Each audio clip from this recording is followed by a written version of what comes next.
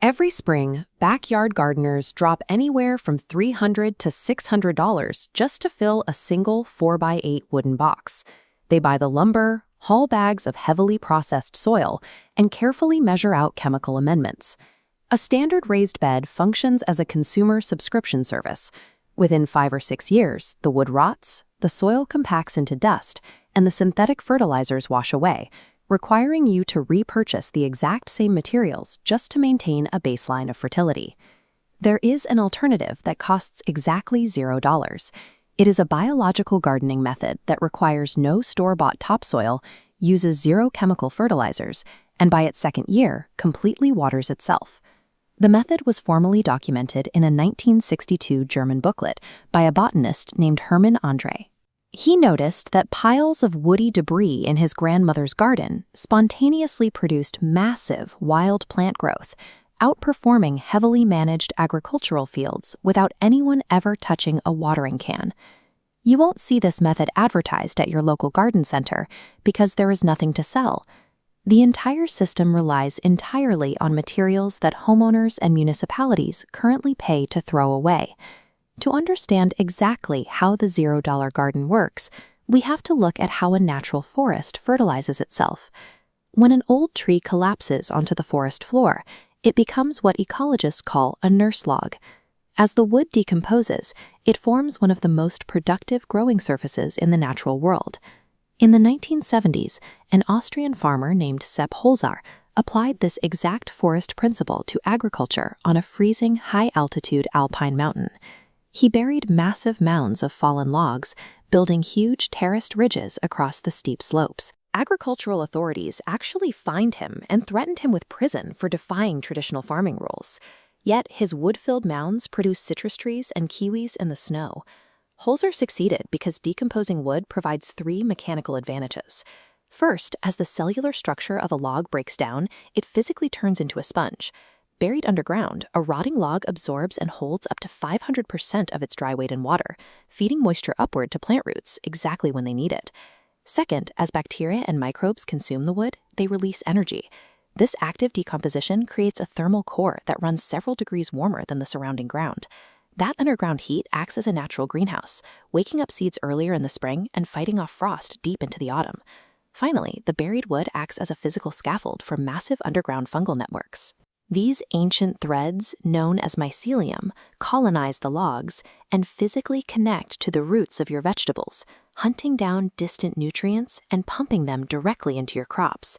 Burying rotting wood creates a permanent, self-sustaining biological engine.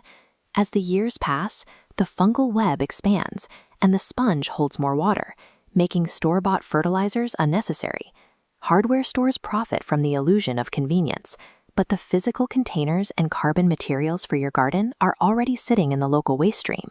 You can bypass the cash register by upcycling discarded car tires and chipped teacups as planters and calling local arborists who dump massive loads of fresh wood chips for free.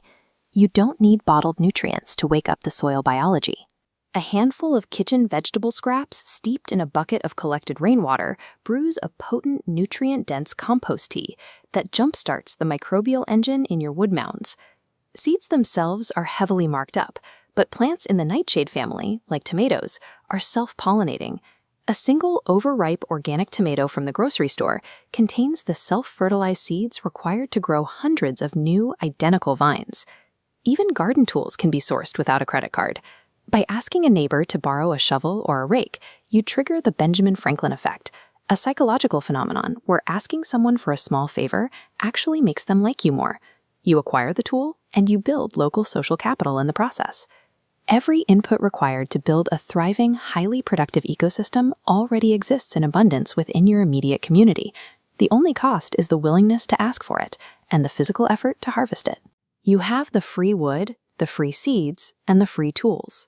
The final barrier preventing people from planting a $0 garden is the physical ground itself.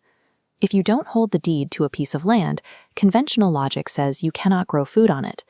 Absolute tenure gives title holders the authority to permanently lock away usable earth. But an older legal framework exists, usufructuary rights. This allows individuals to extract value from idle property, provided they don't destroy the land itself.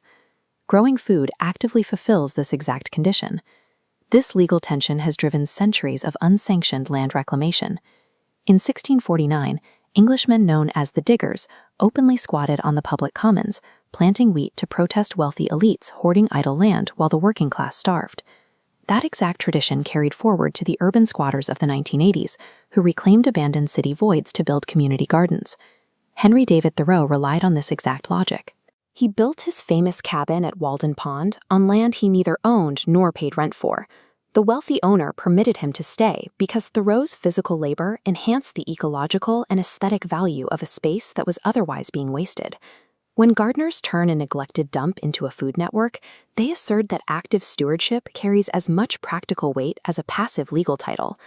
In this framework, the physical act of generating food creates a form of legitimacy that exists alongside, or even in spite of, the exclusionary paperwork. Analytical. Look at the lifespan of a purchased raised bed on a 20-year timeline. The soil structure and fertility are at their absolute peak on day one. From that moment forward, the nutrients deplete, the wood breaks down, and the entire system requires constant, jagged spikes of cash and labor just to prevent total collapse. A mound garden built on buried wood operates in reverse. It starts at its absolute worst on day one.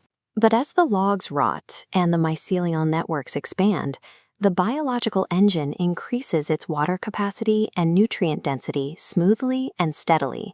It grows highly resilient crops decades after the raised bed has turned to sawdust.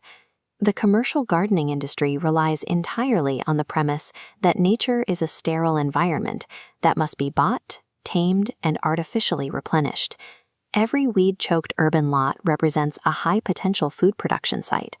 By scavenging discarded logs and saving seeds, you activate a common treasury, proving that by unplugging from the consumer cycle, we can reconnect to a free 300 million-year-old biological network.